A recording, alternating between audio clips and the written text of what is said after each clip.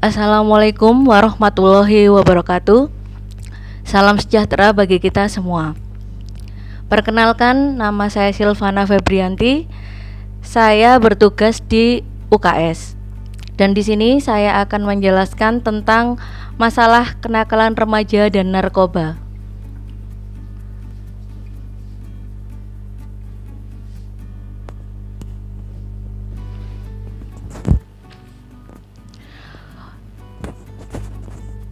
Apa pengertian remaja?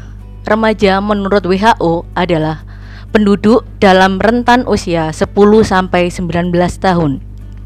Kalau menurut Kementerian Kesehatan adalah penduduk dalam rentan usia 10 sampai 18 tahun.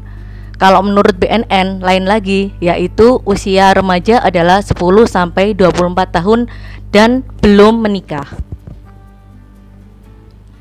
Ciri-ciri khusus remaja: pertumbuhan fisik yang sangat cepat, emosi tidak stabil, perkembangan seksual sangat menonjol, cara berpikirnya bersifat kausalitas atau hukum sebab akibat, terikat erat dengan kelompoknya. Apa sih kenakalan remaja itu? Kenakalan remaja yaitu suatu perbuatan yang melanggar norma, aturan, atau hukum dalam masyarakat yang dilakukan pada usia remaja atau transisi masa anak-anak ke dewasa. Apa sih faktor-faktor penyebab kenakalan remaja? Ada dua faktor, yaitu faktor internal dan faktor eksternal. Faktor internal terdiri dari diri sendiri dan lingkungan keluarga. Kalau faktor eksternal, ada lingkungan, sosial, pergaulan, teknologi yang semakin maju, dan budaya. Penanggulangan kenakalan remaja, ada tindakan preventif yaitu mengenalkan dan mengetahui ciri umum dan khas remaja, mengetahui kesulitan-kesulitan yang secara umum dialami oleh para remaja, kesulitan-kesulitan mana saja yang biasanya menjadi sebab timbulnya pelampiasan dalam bentuk kenakalan. Kalau tindakan preventifnya, menindak pelanggaran norma-norma sosial dan moral dapat dilakukan dengan mengadakan hukum terhadap setiap perbuatan pelanggaran. Dengan adanya sanksi tegas, pelaku kenakalan remaja tersebut diharapkan agar nantinya si pelaku tersebut jera dan tidak berbuat hal yang menyimpang lagi. Oleh karena itu, tindak lanjut harus ditegakkan melalui pidana atau hukum secara langsung bagi yang melakukan kriminalitas tanpa pandang bulu. Tindakan kuratif dan rehabilitasi. Tindakan ini dilakukan secara tindakan pencegahan lainnya dilakukan dan dianggap perlu mengubah tingkah laku pelanggaran remaja dengan memberikan pendidikan lagi. Pendidikan diulangi melalui pembinaan secara khusus yang sering ditangani oleh suatu lembaga khusus maupun perorangan yang ahli dalam bidang ini. Bahasan selanjutnya yaitu narkoba. Narkoba singkatan dari narkotika, psikotropika, bahan adiktif, dan lainnya. Faktanya permasalahan narkoba di Indonesia itu sangat-sangat banyak, dan sasaran peredaran gelapnya narkoba itu banyak yang dikuasai oleh kaum remaja.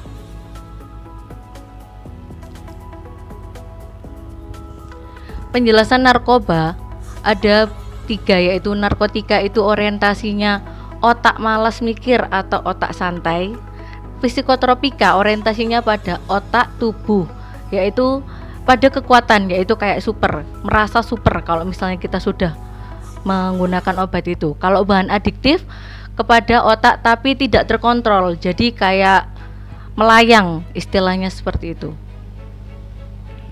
Tanda fisik dari pecandu narkoba: mata merah, pupil yang mengecil atau lebih besar dari normal, sering mual muntah, pilek, hidung berair tanpa sebab, sering mimisan, keringatan berlebih, sering sakit kepala, perubahan nafsu makan atau pola tidur, kenaikan atau penurunan berat badan secara mendadak dan drastis, kejang tanpa riwayat epilepsi, penampilan dan kebersihan pribadi yang menurun, terlihat kumal, berantakan, menunjukkan kurangnya kepedulian mengenali penampilan. Tanda perilaku dan psikologi dari pengguna narkoba. Dia selalu menutup diri, berdiam diri di rumah, mengisolasi dirinya. Motivasinya pun akan terlihat menurun, terutama dalam bidang akademik. Jika biasanya ia selalu mendapat nilai yang terbaik, sejak memakai narkoba nilai di sekolah menjadi turun. Tampak lebih mudah tersulut emosi. Cara menghindari diri dari narkoba. Selektiflah dalam pergaulan. Pergaulan yang salah bisa menyebabkan kita terperosok, sehingga kita harus berhati-hati dengan teman-teman kita sendiri. Memperkuat pertahanan spiritual. Jangan mencoba, memiliki hobi dan aktivitas positif, berpikir jangka panjang, ingat masa depan.